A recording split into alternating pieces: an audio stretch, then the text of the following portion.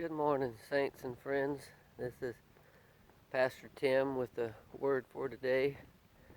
I'm out getting my walk this morning, meditating on the Lord and the Word, thanking Him for His goodness.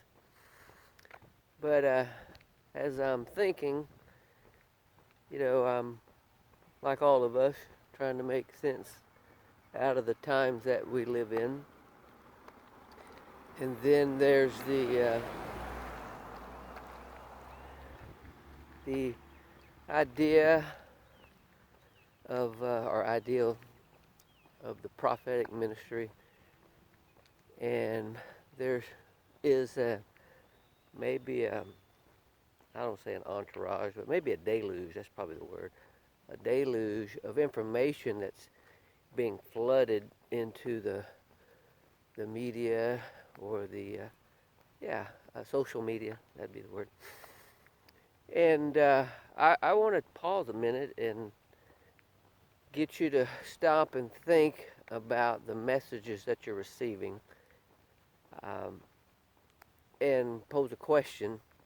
If the message that you're hearing and receiving is producing fear in your life, then you need to stop and question where the source of that is coming from. Because the Lord hasn't given us a spirit of fear, but a power, of love, and a sound mind. And if we respond to this situation or any situation out of fear, and we're driven by fear, well, there goes your sound mind. You know, your love and your power is all drained through fear, because then we begin to act irrationally. And when you act irrationally or not supernaturally, then we get in troubled waters. So the word of encouragement today is God is always good. He's the same yesterday, today, and forever. No matter what the challenge is, or what the future may be, God is always an ever-present help in time of need. Thinking of how to say that.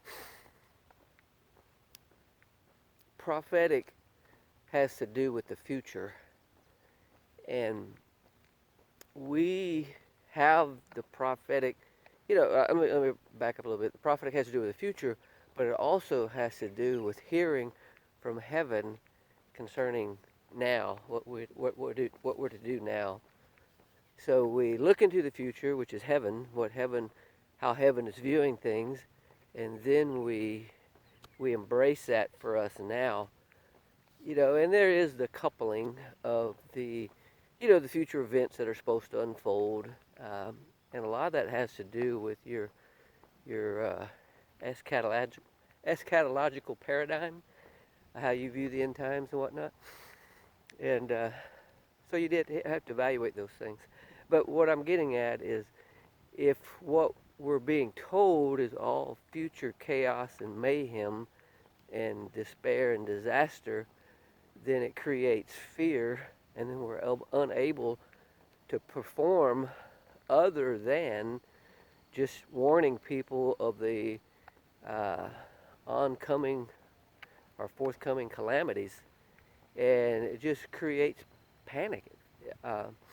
Which, there are things that are going to unfold that aren't healthy, but that is for those who don't believe and trust in God. It is to make you aware of your finiteness, your mortality, and to bring you to the realization that everyone has to stand before God who created them.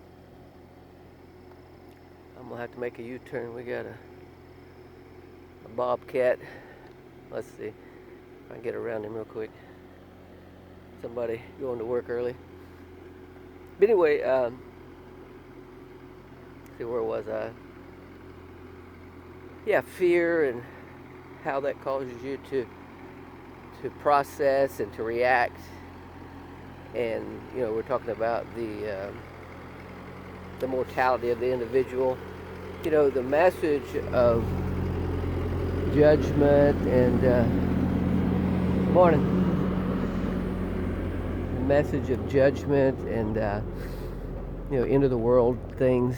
Again, those are evangelistic tools to bring the unbeliever into the kingdom. But for the believer, that's our future hope, not the judgment, but just being with the Lord. So we need to realize as individuals, God's going to take care of us. We are predestined for divine goodness and grace.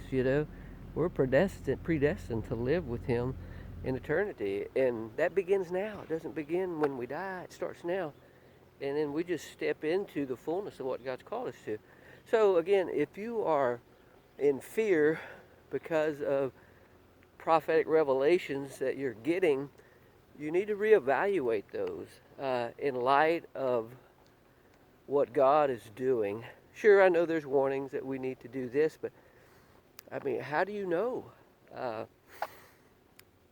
If there was a prophecy that there was a famine forthcoming, then you prepare, by saving food or whatever, or just, I would encourage people to begin to trust the Lord.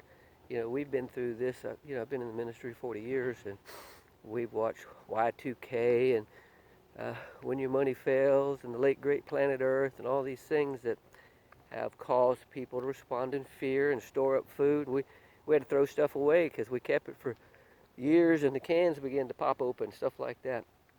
So I'm saying that we look into heaven, we see what God's saying, we get a word for now, then we make provision, and we prepare our hearts to trust God. But we keep moving. We're to occupy till He comes, and He ain't here yet. So we're to keep doing ministry. We're keep loving people, keep providing for the needs of those that are around us, keep speaking prophetically into people's lives in terms of calling out of them what God sees in them and the future that He has for them in terms of their relationship with Him. And those that are rebelling and in obstinance toward God, and we share with them what the Word says, and hopefully, with love and with compassion and care for them to come to know the Lord. But I know there are prophetic words that have to do with current events. I mean, you may or may not agree with the Trump prophecies. I think it was God letting us know that He was bringing somebody in who wasn't necessarily a believer, but He was going to correct the scales when it comes to liberties and our relationship as believers and in the economic and political system, relax some of the bondages that have been placed on the church, things like that. It's good stuff. So anyway, my goal is to encourage you today to trust God, to press into Him, how good He is, and begin to rely on Him for your daily bread. It doesn't matter what tomorrow holds. Jesus said, don't worry about tomorrow, because tomorrow's got enough worries for itself. Focus on today, how today I can just put my heart at peace with God, and just, in the Old Testament, in the story of the children of Israel, Moses led them out of captivity of Egypt, working his way to the promised land, and on that way, during that process, there were some events that happened. They got hungry, and they kept looking back. Oh, why'd you do this to us? We're hungry. So the Lord sent quail to feed them, and then He sent manna from heaven, bread from heaven. It's like cornflakes. Just dew would fall, and then as it would dry, it would turn into these little flakes, and they would gather enough for their family, maybe their neighbor. I think it was their family for that day. They gathered more and they tried to hoard it. The next day it turned to maggots. If they gathered little, there was enough to provide for their whole family.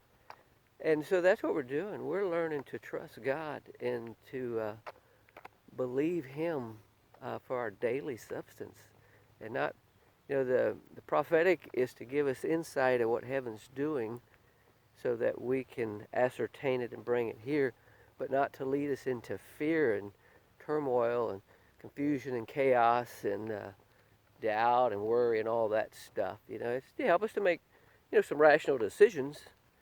Uh, maybe concerning finances or just education, housing, these things. To be circumspect. Get a good view all the way around what's going on and make a decision. But it's not to cause you to panic. And if you find yourself in panic, I just want to release peace right now. Release peace to you, that you would walk in the peace of God and the rest of God. There was two things I want to throw out there real quick. We'll probably talk about this in the maybe upcoming teachings. But Moses stood outside the tent, and it said that there was a pillar of cloud that followed them in the day to keep them warm from the heat of the sun. And then there was a pillar of fire, like a tunnel, a whirlwind, tornado almost, a fire that led them in the night. And Moses would stand outside the tent, and he would look, and he'd speak to God face to face. The the supernatural provision of God is, you can't grab it, you can't hold it, you can't hold fire, and you can't hold clouds, but it's there to lead us and guide us. That's what the prophetic is for. It's a communion with God where we hear His voice and we listen to Him, and in that communication there's wisdom and direction to lead us and guide us, not to burn us up or drown us, but to give us direction, to show us which way to go. And we follow God's provision. We follow His leading of the Spirit. So, something to chew on this morning. I hope you enjoy it. Take it to heart. Love you. Pray for you. God bless you. He keep you. His face shine upon you. That He give you peace, to you and to your children and your children's children. Amen. Have a blessed day. I will talk to you later.